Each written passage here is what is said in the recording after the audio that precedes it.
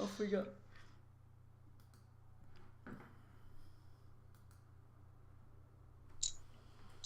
Hello, folks, and welcome to another session of SACPA this afternoon. During this time of social and physical distancing, SACPA believes it's important to keep engaging with the public on issues of the day, and in order to do so, we're very thankful for the continuing support we receive from the University of Lethbridge, Shaw Spotlight, and the Lethbridge Herald. Our speaker today is Sarah Elmeligi on the topic of what bears teach us. Sarah has been passionate about conserving Alberta's wildlife and wild landscapes since she was a child exploring Banff National Park with her parents. Sarah believes that most wildlife management is really about managing people. Throughout her work, she has worked closely with communities, stakeholders, First Nations, governments, and park visitors to advocate for the creation of new protected areas, improve land management, and to effectively engage communities in conservation. Sarah has worked for the Alberta Parks as a planner, designing facility plans to improve the ecological integrity of Kananaskis Protected Areas while creating high-quality recreational opportunities. Sarah believes in the inherent value of Alberta's wilderness and ensuring human practices are sustainable and in balance with the needs of wildlife and ecosystems. Her first full-length book, What Bears Teach Us, focuses on the human-bear relationship and how we can achieve coexistence. She currently owns and operates Sarah Consulting and lives in Canmore, Alberta with her husband, daughters, dog, and cats. Sarah holds an undergraduate degree in zoology from the University of Alberta, a master's at the University of Northern British Columbia, and completed her doctoral work at Central Queensland University. Thank you very much today for joining us, Sarah, and we look forward to your talk. Thank you so much for having me. It's my pleasure to be here. As you can see, I'm bringing in a little bit of the holiday spirit. It's been my resolution since we entered lockdown 2.0 to wear a Santa hat in all of my video conferences, just to help bring a smile to everybody's face, because the world feels very serious these days. I'm going to talk a little bit about my book, What Bears Teach Us, this afternoon, and I hope it teaches you something and helps to shape your perspective a little bit about bears in Alberta. So next slide, please. Okay, so before we jump in, I wanted to tell you a little bit about myself. So let's take a step back. Anytime we have an interaction with a wild animal, we come to that interaction with all of our preconceived notions and expectations of how that is going to go. Our relationship notions and expectations of how that is going to go. Our relationship. I grew up in Alberta and I spent my childhood recreating in Alberta's parks. We knew bears were there and we took efforts not to run into them. My mom used to buy me a can of Coke to get me to the top of the hike, which was always such a special treat. The second treat, aside from the Coke, was that when I finished the Coke, I could put rocks inside the can and shake it all the way up the trail. That tells the bears you're coming, my mom would say. Fast forward to my adult life, and I had always believed I should never want to encounter a grizzly bear because they're dangerous and could hurt me. While that's true, it's definitely not that simple. Over the years, I've come to learn that bears are so much more than scary stories told in the newspaper or fluffy teddy bears from TV. My master's work showed me that bears didn't always want to run away from people. And my PhD taught me that how bears select habitat around people depends on many different things, but mostly depends on the individual bear. Throughout my research, I have learned that regardless of where you are and what bear population you're working with, the human experience is an essential part of the encounter. Coexistence is defined by us, how we perceive the risk and outcomes of these encounters. Today, I'm going to challenge you to think about how you define coexistence, what it means to you, and what you're willing to do to get there. Next slide, please. When I first became a bear biologist, I thought I'd be working with bears exclusively. how wrong I was. As usual, bears showed me that my assumptions weren't always correct. And I frequently come back to this statement that one of my graduate supervisors said during my master's: wildlife management is usually just as much people management. If we are going to effectively manage for human bear coexistence, we need to consider that we will, in effect, be managing people. Rarely do we manage bears directly. It's ironic because we often think of managing wildlife because of what we as people need. Really, if we want to manage for what we need to think about managing ourselves. I'll get a little bit more into that. In terms of research, this idea of managing people has prompted me to incorporate social science with biological science and take an interdisciplinary approach to my research. That helps me create final management recommendations that address bears' biological needs while addressing the perspectives of people, since most management recommendations actually pertain to the way people use land in one way or another. In terms of the conservation work I do, keeping people in mind helps me to think about what we can all do to make the lives of bears better. Next slide, please. Throughout my research, I became more and more aware of the individual variation within bears. This idea was reflected in my data, but it was also something I witnessed every day. Over my years working with bears, I had become very aware of their personalities, events that had happened to them that predisposed them to act in a certain way. These things could be reflected with data points, but there was a piece of the story missing. During my time away from research, I began to think as a recreationist again. I began to watch other people's interactions with bears or listen to other people's stories. I began to understand how the things that bears had taught me through my research framed my expectations of every encounter I had, but that other people hadn't been taught those same things. I wanted to share what bears had taught me, not just the science behind my research, but what they had taught me about who they were and who I am when I'm with them. I pitched the idea to John Marriott: your text, my text, your pictures, awesome meets awesome.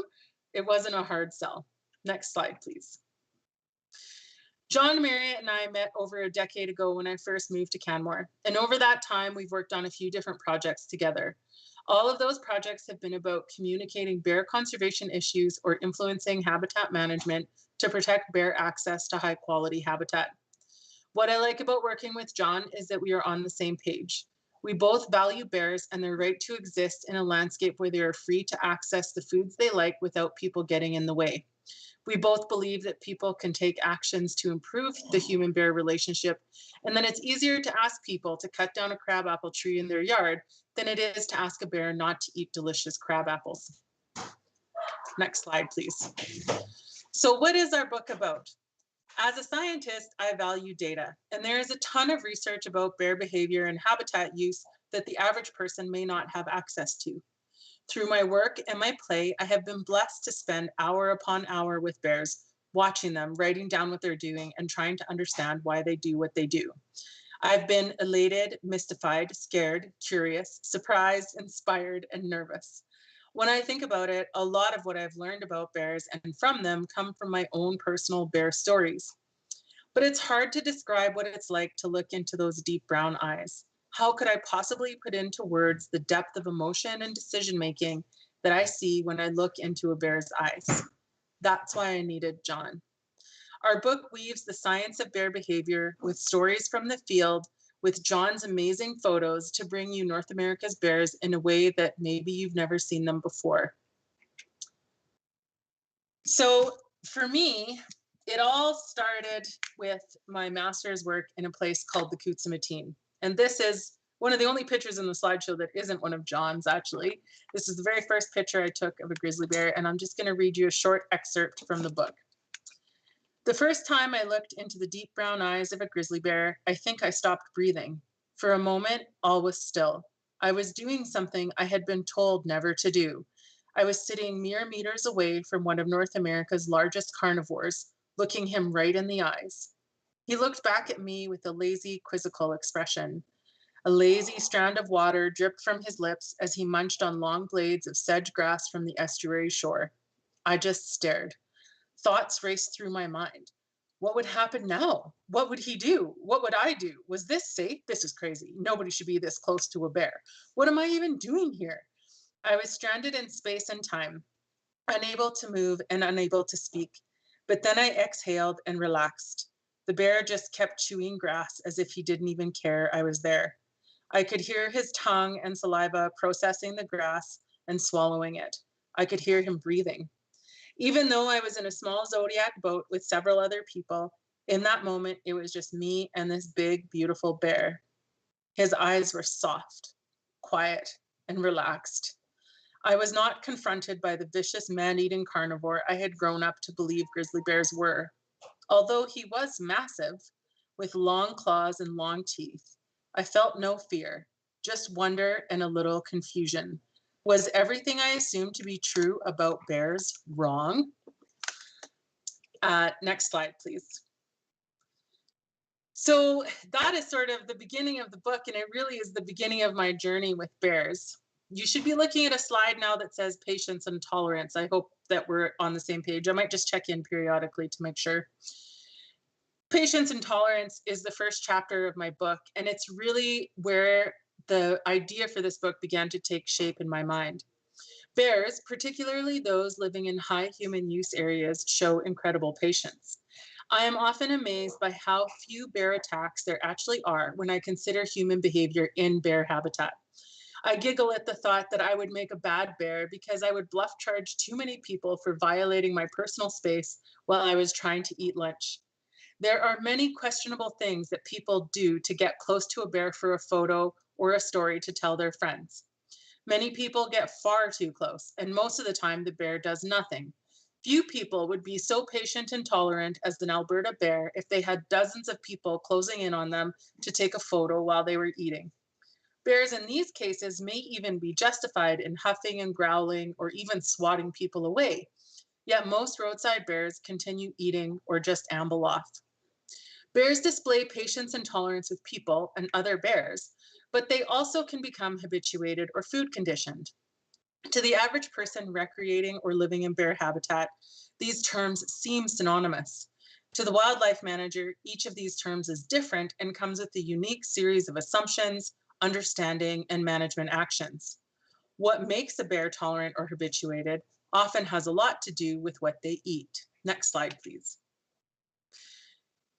So I started my work with bears in the Great Bear Rainforest on the BC coast. And there's two things that are in abundance in the coastal rainforest: water and salmon, obviously. But these two things change everything about the ecosystem. Water falls from the sky in some form on most days. There are over 30 names for rain in the town of Prince Rupert. It can be spitting, pouring, misting, coming down hard, drizzling, or straight up raining. Each of these words means something different to a local, but the point is that it's always raining. This water penetrates every molecule of the rainforest. The leaves, needles, branches, mosses, lichens, soils, everything is wet. If you've ever tried to grow a garden in Calgary or Lethbridge, you know how much plants love water. But you also know that water isn't enough to grow big, happy plants. They need fertilizer too. Introduce salmon, a true keystone species. Salmon feeds everything in this ecosystem, from the large carnivores in the ocean like orcas, seals, and sea lions, to the bears and wolves on land. When a bear eats a salmon, it may not eat the entire fish. It usually just eats the brains and sex organs, as they are the highest in fats and proteins. The rest of the salmon is scavenged by wolves and ravens, who take the carcass into the forest and away from those competitive bears. They eat what they want of the salmon and leave the rest to rot in the forest. The salmon, who has been living in deep ocean for 4 years, has accumulated an abundance of nitrogen in its skeleton. As it decomposes, the big cedars absorb that deep water nitrogen and get their fill of fertilizer. In this way, the salmon feeds nearly every species in the rainforest. From the spring to the fall in the Kutsumatine, the Kutsumatine is rich bear habitat with consistently plentiful high protein food. With limited interference from humans, bears are free to eat as much as they want. Bears here are very tolerant of people and other bears. Apart from mating season, it is not uncommon to see bears in proximity without signs of conflict. This is largely because there is no need to compete for food when there is so much of it. It's like every day is Thanksgiving. Bears don't need to invest energy in defending their food sources. This tolerance also translates into a high degree of tolerance to people, which is optimal for bear viewing. Overall, the bears in the Kutsumatine show less signs of stress and aggression. Life is good and easy here. The abundance of food makes bears more relaxed, but in the interior, it may be opposite. Less food, less resources, and more people contribute to bears feeling more defensive and perhaps having a lower tolerance for disturbance. I explore this idea more in the book and how that influences our management actions to keep bears and people safe and happy. Next slide, please. Coming back to Alberta from the coast, I knew that bears were different here. We can't get as close to bears, but why is that? Well, there's two key differences between coastal grizzly bear habitat and interior bear habitat. The biggest one is that there's no salmon. There is less food available. No matter how you look at this landscape, it is subpar at best. With less food, bears need to wander larger distances to find it, which means they expend more energy. This also means there is more competition between bears, there's more at stake, and bears are less tolerant of being disturbed by people and other bears. That brings me to the other key difference, the people. So many people. I'm just read a short excerpt from the book here too. Whether a bear is well fed or not is tied to its tolerance level, which in turn is tied to the risk of human-bear conflict. The fewer the resources, the less tolerant the bear will be to disturbance, and the higher the risk of conflict or of a bear being displaced from high-quality habitat in an effort to avoid conflict. This, however, is an oversimplification, as there is a great variation in the behaviors of individual bears. There are bears who live in the Bow Valley of Alberta who are more habituated to people than others, which can work out very well for them. It affords them access to the relatively little available high-quality habitat around human communities, especially if other bears are not willing to access it. It is dangerous, however, because once these bears leave the protection of the national or provincial parks, they are at high risk of conflict with people, and they will be treated differently outside of the protected areas. It also poses a safety risk to people because there's no way for us to know exactly where a bear will draw the line. A bear may appear comfortable around people, but over time, exposure to too many people may result in a bear feeling it needs to defend its berry patch. Or worse, the bear may become too comfortable around people and end up in an urban environment accessing garbage and becoming food conditioned. Bears that select habitat near people walk a fine line between success and human-bear conflict in which the bear always loses. Next slide, please. How we manage bears and how people interact with them depends on where we are, what kinds of bears are there, and what kinds of people are there. The type of management response is highly dependent on the level of human activity and human demands on the surrounding landscape. In Alaska bear viewing sites, people are strictly managed to facilitate viewing experiences. The predictability of human use is essential to keep bears and people safe in these encounters. If bears know when and where to expect people, they can decide whether they want to be around people. The predictability of human use in space and time has allowed a highly tolerant bear population to also become tolerant of people. Bears have the freedom to decide their level of human interaction, which reduces the chance of a defensive response to people. Although bears in this area may still experience an internal stress response, they've decided that the benefits of access to a rich food source like salmon is worth it.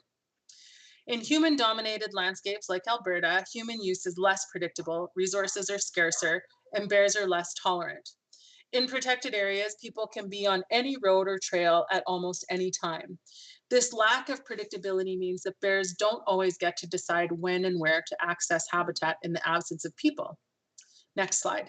In these landscapes, we often aim to avoid bears becoming habituated because those that do may have a higher risk of becoming food conditioned, such as the bear who did this damage is running a risk of. Once that is the case, management action is almost always required to ensure public safety. To prevent bears from becoming food conditioned, managing agencies usually have plans in place to discourage bears from coming near human developments.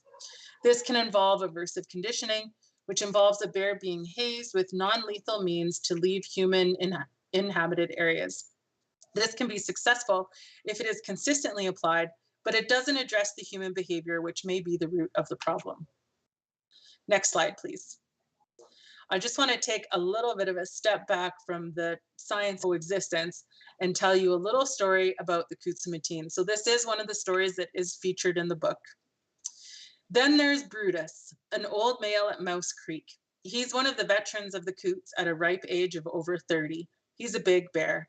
His eyes are tired and he moves slowly. His left ear is partially missing, and he has many small scars along the left side of his neck from fights gone by.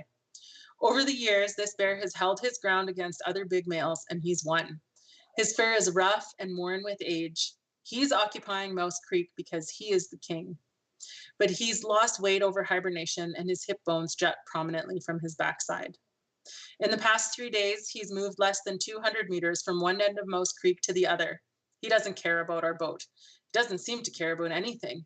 His main focus right now is eating and trying to conserve as many calories as possible so that he can be ready for when the females come. He waits patiently, eating and sleeping and trying to get strong again. In Samspinoknok Bay, there is a courting pair. These are young bears. The female, known as Hot Chocolate, is about 6 years old. Her courtier is a young male new to the Kutsumateen. He's not a big bear, barely bigger than her. He seems young and keen and full of vigor. Being a non-dominant bear, he's early out of the gate, trying to get a piece of the mating season before he's outcompeted. Hot Chocolate is a very tolerant bear who has been around bear viewing boats her whole life. Her suitor has not. He is more wary of the boat, and we slow down about 300 meters away to ensure we don't disturb him. Often as we approach, he takes a few steps back into the forest and looks over his shoulder at Hot Chocolate, who chooses not to leave the shore. She tries to reassure him by staying put and continuing to eat the sedge grasses. Sometimes he comes back to join her. Sometimes she goes and joins him. It's a funny game they play at alternating who is the boss. It's her beach, and she's lived there for years, so he's in her house. But he's the male, even if he is a little young. He's tried to mount her a few times while they've wrestled in the grass, rolling around and rubbing noses. She's walked away. She's not ready. Courting takes time. A male bear needs to wait until the female is fully in estrus before she will be receptive. Hot Chocolate just isn't there yet, and so he waits for her to be ready. Patience is a virtue, even if you're a bear. Next slide, please. The next chapter in the book is about adaptation and coexistence. In Canada's dynamic landscapes, what it takes for bears to adapt and coexist varies across man-made boundaries, between towns, between provinces and territories, and over the international border we share with the US. This is a massive challenge for bears because they don't always know how to be a good bear or behaviors that make them problem bears. In reality, even the terms good bear and problem bear are defined by people. Bears are really just bears. When bears don't behave as we expect them to, they are essentially punished through management actions. Some people believe that this repeated punishment can cause bears to become more aggressive around people over the long run, thus reinforcing assumptions that bears are violent and out to get us. Even though research has shown reality is far more complex than these simple assumptions indicate, society continues to expect bears to behave a certain way. Regardless of how many people live in or develop an area, the local bear population must learn specific adaptations to successfully coexist. People, however, must also learn to adapt and coexist. Coexistence is a two-way street. When it comes to coexistence, how we treat bears is just as much a part of the puzzle as how they treat us. Next slide, please. Yep. In any human-wildlife encounter, people and their reactions are essential parts of the story. A person's level of fear during an encounter can also affect the public expectation of management response. In the case of large carnivore management, fear can shape tendencies to support or oppose government policies directed towards these species. People fear bears, especially when they are approaching settlements or in areas of human use. Think about the last time you saw a bear. How afraid were you? Why or why not? And how do you think your fear influenced the bear or your expectations of what should happen next? Perceived threat is a significant contributor in determining a person's acceptance of various management options, particularly lethal control of bears captured in urban areas and for bears involved in repeated conflict situations. Some people may perceive black bears with their smaller size and tendency to hide as less of a threat than grizzly bears, yet in North America, wildlife agencies receive over 40,000 complaints annually related to black bears. Fear of bears is a major reason for complaints from people who are inexperienced or less knowledgeable about bear behavior. In Alberta, black bears on private property are considered vermin and can legally be shot in defense of property or life. In our communities, black bears get into garbage, make a mess, get into our fruit trees, and cause a general sense of annoyance. People may fear the bear or the potential property damage, which is fair enough. As I explore in this chapter, bears again taught me how individual they are and how everything I thought I knew about bears could be upended at any moment. How you never actually know a bear. Next slide, please. John and I spent some time in the Yukon writing this book, and what immediately struck me was how vast the wilderness is up there. With 2 to 3 times as many bears as people, bears have all kinds of space, and that makes them different bears. It was on this trip that I began to think about coexistence and how it was different based on where you are in the world. But who has to do most of the adapting depends on who is the more dominant species. In the Yukon, it wasn't people that dominated the landscape, and this changed what it meant to coexist. Next slide, please. These 3 photos tell a story of a bear that we had been observing in the Yukon for several days, who was always very calm and quite habituated to our vehicle. But then when I behaved in an unexpected way, the bear charged me. And it took both John and I a little bit by surprise that this super calm bear would bluff charge me. And I realized that I had done something that the bear wasn't expecting I would do. I'd kind of broken the rules of what people are allowed to do, and the bear didn't like that. And this was his way of telling me, you need to get back inside your little human box of behavior. Next slide, please. Coexistence to me is living with wildlife. This is a scenario where people and wildlife use the same habitats at either the same or different times. And I envision this relationship to be fluid. People change their activities, animals adapt their behavior. Essentially, people and wildlife adapt to share habitat without conflict. Implementing this level of coexistence would mean that all people and all animals display a mutual respect all the time, giving each other space and access to resources without competition or conflict. While I think this is possible, it is utopic, and I think that we often do struggle to live with wildlife. Next slide, please. Here's an example of coexistence that's actually more living next to wildlife and polar bears in the Arctic. They've got an electric fence set up, and it's polar bears on one side and people on the other. In this particular situation, this works to keep people and bears separate and to keep everybody safe. But you can't always build a fence to physically separate bears from people. Next slide, please. The reality is that coexistence is achievable when we work together to achieve it. So I think we need to consider what coexistence means to us as individuals. So what are you willing to do in your personal daily life or weekly life or recreational life to coexist with bears? But then also, what is your community doing to coexist with bears? I live in Canmore, and the community of Canmore does a lot of things to coexist with wildlife. We have bear-proof garbage bins. We have centralized garbage pickup. There's no outdoor compost. We have bylaws in town that prohibit bird feeders during certain times of year or having fruit-bearing trees with fruit on them. And we've also done some work cross-jurisdictionally with a human-wildlife coexistence working group that started to look at human-wildlife coexistence on a larger scale and trying to identify some actions that could be put into place to achieve coexistence objectives across the Banff National Park boundary, Alberta Public Lands, and the town of Canmore municipal boundaries. Next slide, please. But the overarching thing that I've learned about living with bears and working with bears and thinking and dreaming about bears all the time is that a bear is not just a bear. Sometimes they are silly, and sometimes they stare at you with daggers in their eyes. Sometimes bears make sure you know who is boss, and other times they don't even care if you're there. Research shows us that bears are individuals, and so does personal experience. Research can help us understand how bears use habitat and what is important to them as they make daily decisions about where to be and what to eat and who to be around. Experience can help us understand the personalities of each bear, even if we only see them once. Look at the two bears in these photos. This is the whole reason why I wanted to partner with John on this book. When you look at the black bear on the right, you can tell he's annoyed. His hackles are up about you at all. It doesn't care about much, actually, except for whatever is in that hole on the ground. At the end of the day, what bears have taught me is just to be yourself and don't be afraid to make it clear how you feel. I wrote this book to help people think about their relationship with bears and maybe to see them a little differently when they encounter them or hear other people speak of them. Bears, just like nature as a whole, have a lot to teach us. We just have to sit still long enough to listen. Next slide, please.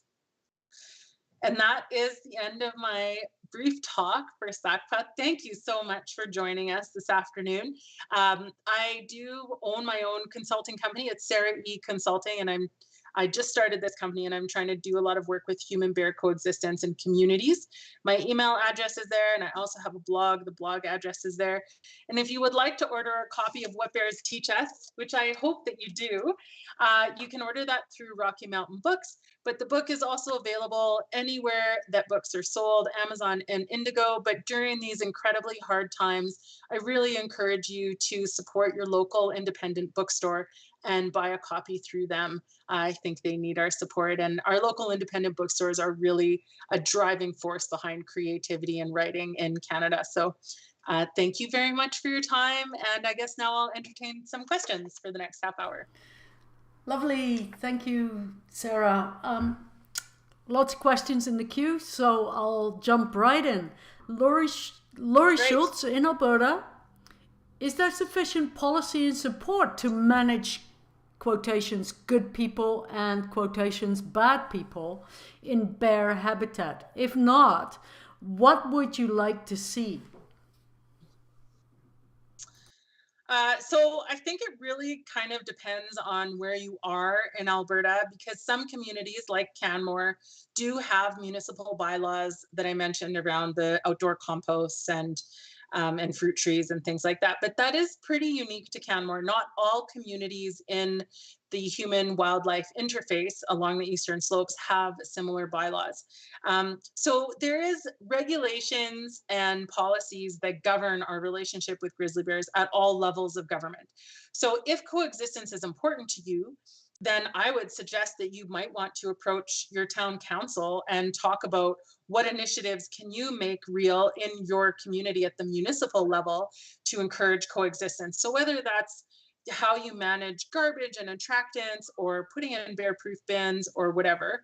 But then I think there's also things that we can do on a provincial level. So grizzly bears, for example, are legislatively protected under the Alberta Wildlife Act because they are a threatened species in the province. And so that act does legislate, that we don't have a grizzly bear hunt and things like that.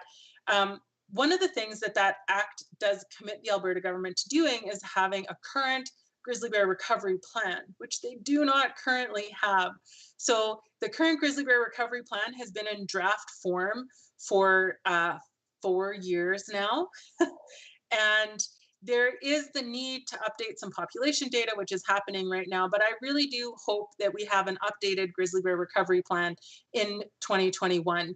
And if that's something that's important to you, then you should perhaps write your MLA or the Minister of Environment and Parks and let them know that that is an important issue for you. Our next question comes from Bev Mundell. What behavior did you exhibit that resulted in being bluff charged? I peed. I really had a big cup of coffee that morning, and we were like in our vehicle, and I just suddenly was like, I really have to go to the bathroom. Like I can't hold it anymore.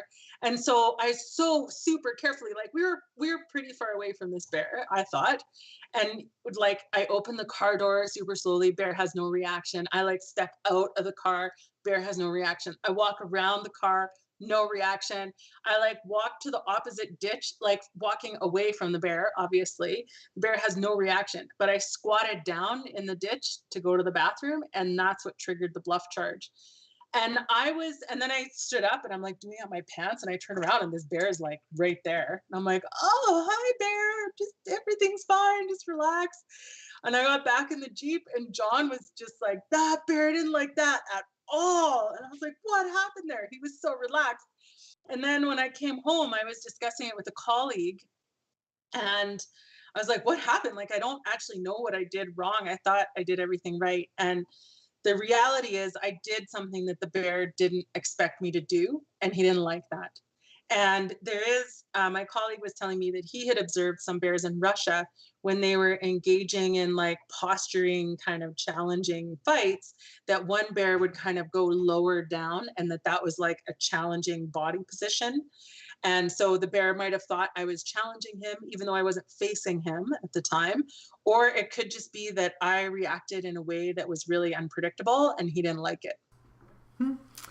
Our next question comes from Mark Goodall. How well do grizzly bears coexist with black bears? Well, grizzly bears are bigger, so they're technically the more dominant species on the landscape, I guess. But there is lots of areas where grizzly bears and black bears like overlap in their range in Canada and the US. Black bears do live across the country, like they're in almost every single province, whereas grizzly bears are really relegated to like the western BC, Alberta, Yukon, Northwest Territories area. So they don't overlap everywhere. Um, Grizzly bears and black bears actually use their habitat in different ways. So, uh, like black bears are more forest species, and so they kind of like they can climb trees a lot better and they can access resources that way or safety that way. But yeah, they do share habitats, and I guess when push comes to shove, grizzly bears are more dominant. So grizzly bear gets the spoils usually, unless it's a really big black bear and a small grizzly bear. Our next question comes from Knut Peterson. Good to see you again, Sarah. It's been more than 8 years since you last spoke at SACPA when we were discussing clear-cut logging in the Old Man River watershed. Yep. It's nice to hear from you, Newt. Knut's question, are you familiar with Charlie Russell? Yes.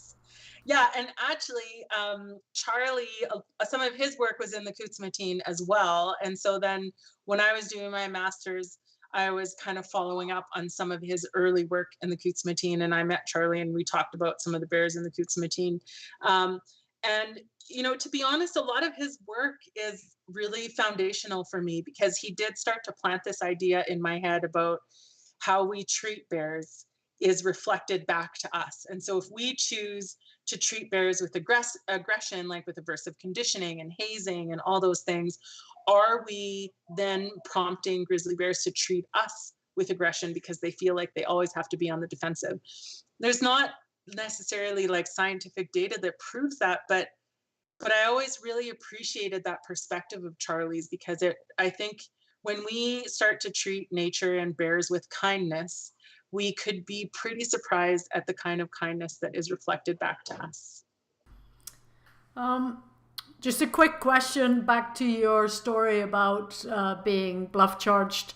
A quick comment from Mark Goodall. Never moon a bear, I guess. Yep, lesson learned. Our next question comes from Ian Hurdle. I've been told there are decreasing numbers of bears in the castle area, but have also been told that a DNA hair study shows more than 280 individual grizzlies. Could you comment, please? Yeah, the castle is a little bit of I think one of the challenges with quantifying bear populations in the castle is that the castle is truly a transboundary population between the southwest corner of BC, the southeast corner of British Columbia, and down into Montana. And so you can't really talk about the population of bears in the castle without thinking about that larger transboundary population unit. So there is evidence that grizzly bear populations in the castle are increasing, and I do work with Andrea Morehouse, who did a lot of that work, and so I don't want to really speak to her work because it's her work. The castle has really rich grizzly bear habitat, and it is a source of it is a relatively healthy grizzly bear population in Alberta. But I think it's always important to, when we see population increases, we should be asking who is responsible for that increase. Because in the US, in the lower 48 states, their Endangered Species Act legislation is so strong that it compels government agencies to act, and it funds recovery for species at risk. So grizzly bears are listed as threatened, or sorry, endangered in the lower 48 states. And the state of Montana has done a lot of really concerted work to recover grizzly bears in Montana. So when we're seeing an increase of grizzly bears in the castle, is that because of the work that Montana is doing and those bears are just walking across the international border? Or is that because of work that we're doing? And there's a lot of really great work happening in Southwest Alberta, the Waterton Biosphere Institute, and all of these efforts to work with landowners to cope, to better coexist with grizzly bears on the landscape. And so I think we are seeing more bears in that area. But I don't know for sure how much, and I won't know until the updated population estimates come out next year.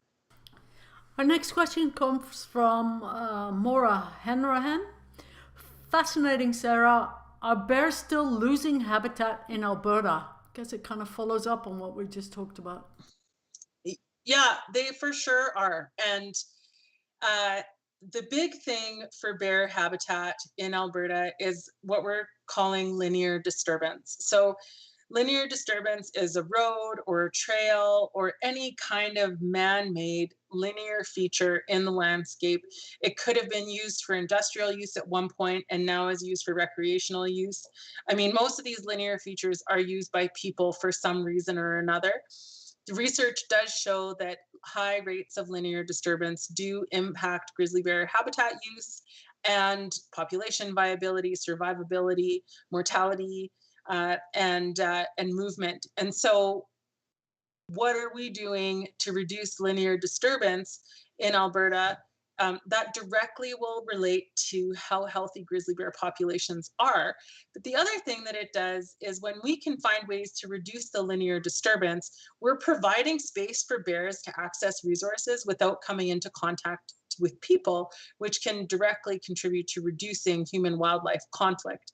So reducing linear disturbance along our eastern slopes is not only good for bears, it's good for people. And I think we always have to keep that in mind. I'm just going to ask a question, if I may. What about the open pit mining? How will that affect? And specifically, I'm thinking about southern Alberta, as we have a lot of Lethbridge people tuning in today.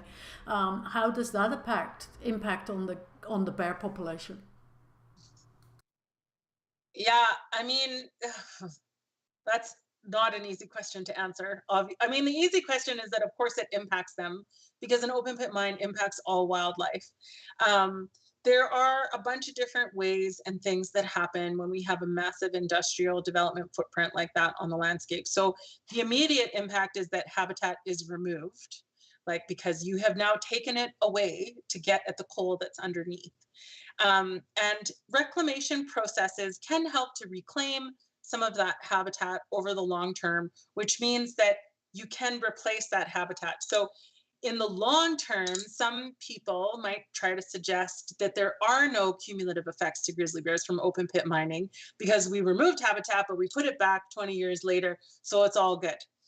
However, in that 20-year time frame, there's a lot of things that are happening. So it's not just the habitat removal. It also, a big thing is the increased human use that is happening in the area as you have people working the mine and all of the coal being transported to wherever it's being transported to be transported to wherever it's going.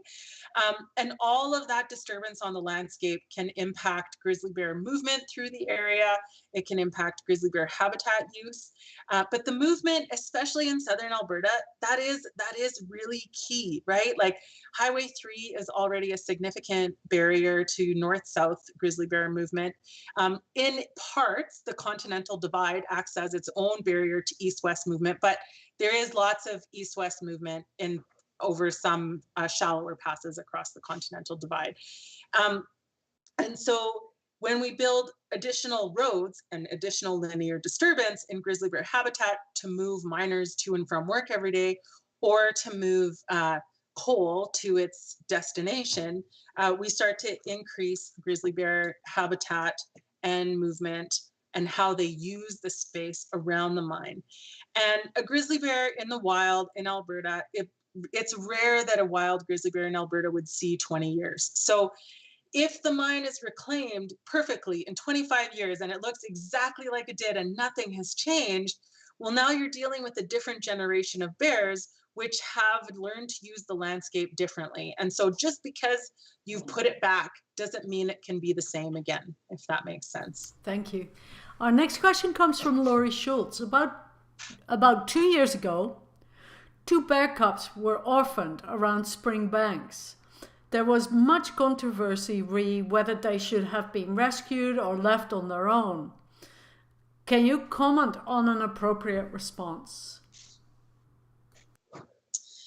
Well, I mean, this is a really good question. So I'm not gonna lie, you guys are really keeping me on my toes right now. So when grizzly bear cubs are orphaned, it's difficult to know what the correct response is, right?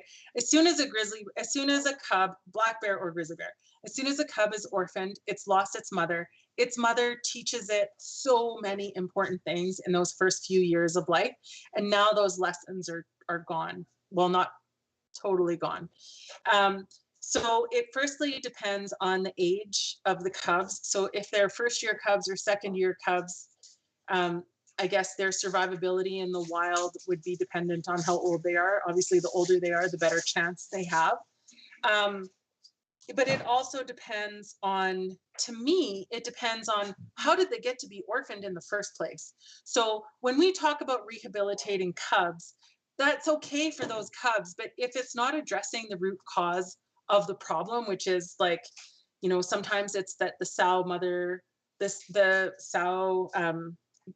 bear was struck by a motor vehicle and died, or accidentally shot during a hunting incident. I think it's really important to start addressing the root causes of these issues that lead to the creation of orphan cubs in the first place. There is research that shows that cubs can be rehabilitated. That's not currently permitted to happen in Alberta. Grizzly bears are not allowed to be rehabilitated if they're found orphaned. There are some very committed people who are working to change that policy and legislation. Part of the challenge with rehabilitating cubs is that you have to know where you're going to reintroduce them. And it makes sense to reintroduce them where they came from, but if you haven't addressed the root problem of how they became orphaned in the first place, that might not necessarily be setting those cubs up for success. And if you reintroduce them somewhere else into a new landscape, it can be really challenging for them to find a home for themselves in an area that they know nothing about. That doesn't mean that I don't think that we shouldn't try. I think grizzly bears are a threatened species in the province. And if we have orphaned grizzly bear cubs and somebody is willing to try to rehabilitate them and reintroduce them in a way that is safe for people and safe for bears, I don't know why we shouldn't put that effort in. Our next question comes from Leona Jacobs. You noted the grizzly bear hunt is not a thing, but there is still a black bear hunt. What purpose does this serve? And are they hunted for meat or simply trophy? Okay, so I guess whether they're hunted for meat or trophy is up to the hunter. Traditionally and typically, bears are hunted for trophy. However, there are people who eat bear. So I don't want to make a generalized statement. I do know people who eat black bear. Grizzly bear is more typically a trophy hunt. The hunt is a really hard, you guys are asking some hard questions. The hunt is a very difficult question because I think it's really controversial and it really starts to get into people's preferences. And I don't want to weigh into whether or not I think a hunt is right or morally right or anything. But what I do want to say is that grizzly bears are threatened in Alberta. So hunting grizzly bears doesn't make sense because it contravenes the efforts that we're making to recover them. And recovery means having more animals on the landscape. So hunting grizzly bears isn't in alignment with other provincial initiatives to recover grizzly bear populations in Alberta. In terms of a black bear hunt, we have many more black bears. And so it is possible to consider a more sustainable hunt in that hunting black bears isn't going to negatively impact black bear populations in the province.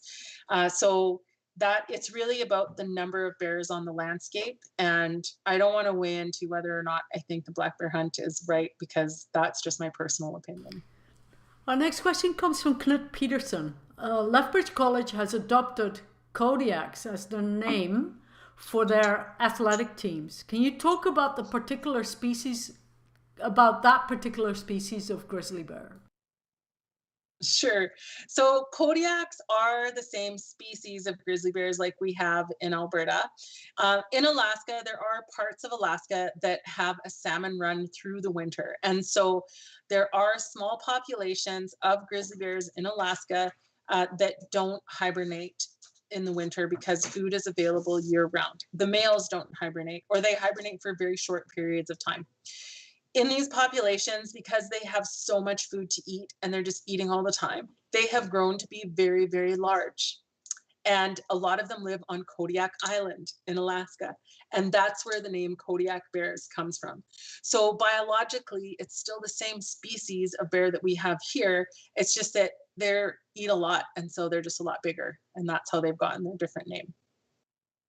Our next question comes from Beth Mundo. Could you explain how your research mitigates our tendency to explain other species through our anthropomorphic perceptions? Thanks. She continues, how do you keep yourself from seeing bears in human terms? I don't.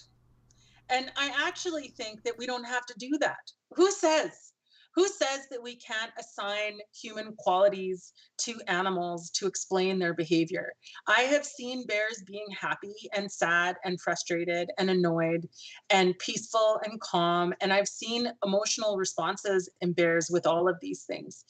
My research and my science does not reflect the anthropomorphism, because the data is the data and it says what it says, and recommendations for management stemming from science are about the science. And the data doesn't measure personality. But I think that it's okay for scientists to talk about their subject species and the emotional attachments or the personalities that we observe with these species. I think it helps people to understand them a little bit more. And I know that there's a whole bunch of biologists out there who are just going to totally disagree with me right now. But I think when you talk about the science, you can talk about the science. But there's no point in acting like you're not passionate about your study animal and its conservation. I think the more scientists can share with people their passion and what drives them in their career, the better chance we have of getting people to pay attention to the science and hopefully attribute value to that for land use and wildlife decision making. I love you two kitty cats having a nice groom behind you. It's very sweet. Yes, just like that. It's because they love each other. Our next question comes from Mark Gutto. Were the Waterton fires eventually beneficial or detrimental to bear population? Well, that remains to be seen. I mean, the impact of fire on the landscape, it can take a long time to measure how that might impact habitat use and grizzly bear movement through an area. And the Kenow fire is a massive wildfire event. So I do know that there are several research projects happening right now that are trying to get at that and trying to understand how bears are using the landscape differently. We also know from previous wildfires, like in Banff and Kootenay National Parks, that it takes over a decade for those burned areas to turn into like the best berry patches ever. And then bears are just flocking to them. So there are some old burns in Kootenay National Park on my remote camera work in my PhD that bears are just all over the place. Like they just love it. But it took almost I think 11 or 12 years for bear habitat use to really markedly increase in those areas. So the impacts of the Quesnel fire will take over a decade or maybe even more to quantify how that might impact bear habitat use over the long term. Our next question comes from Laurie Schultz. Sarah, your book, in quotations, What Bears Teach Us, is absolutely beautiful and informative. Oh, I was pleased to thank you. I was pleased to purchase a copy in Lethbridge. Have you had an opportunity to speak to K-12 students about your work? I have spoken to some grade school classes about bears in general, not necessarily about this book, but I have done presentations to grade school classes about bears and behavior and black bears and grizzly bears and stuff in the past, yes. Our next question comes from Ian Hurdle. About 9 years ago, I had to explain to a satellite installer he had to be quiet for the next half hour since it was time for Mama Bear and her two to swim in my dugout.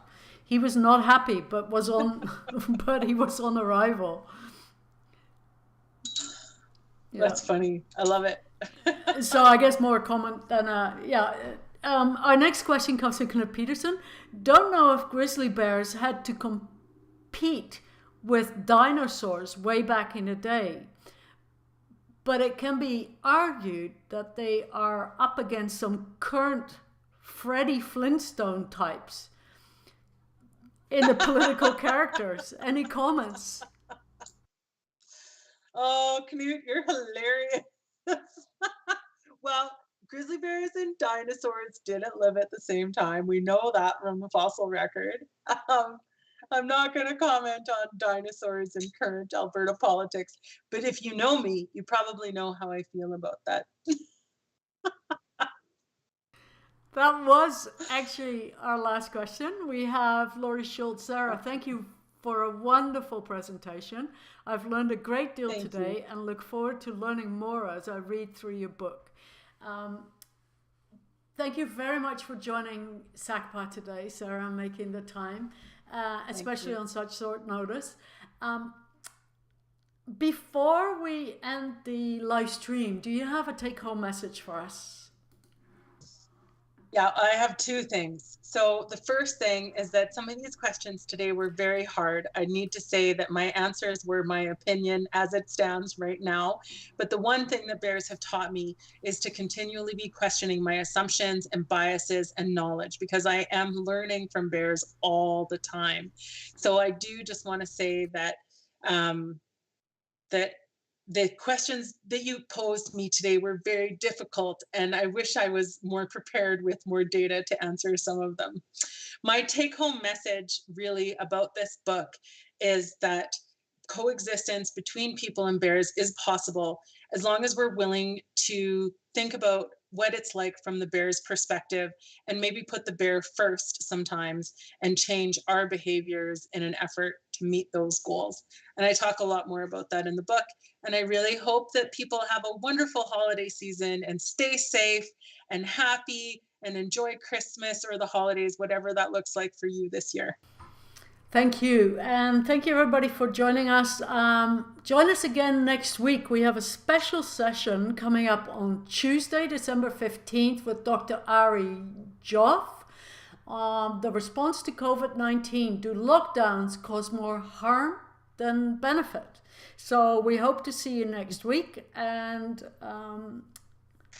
thank you. That's great. Thank you.